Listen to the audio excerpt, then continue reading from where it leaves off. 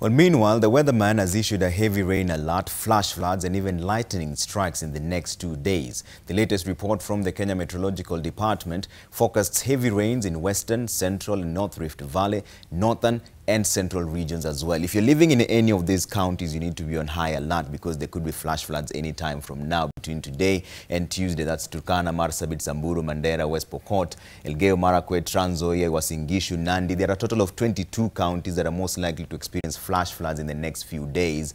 More is Baringo, Nakuru, Kericho, Bomet, Kakamega, Vihiga, Kisii, Nyamira, Laikipia, Nyandarua, Kiambu. So all these people living there should be on high alert because the weatherman says between Monday and Tuesday there might be flash floods in those areas anytime from now. But also there are more instructions there. They're saying that the report is further urging residents in urban areas to look out for potential flash floods. Flood waters may suddenly appear in places where it hasn't rained heavily and can be deeper and faster than it looks.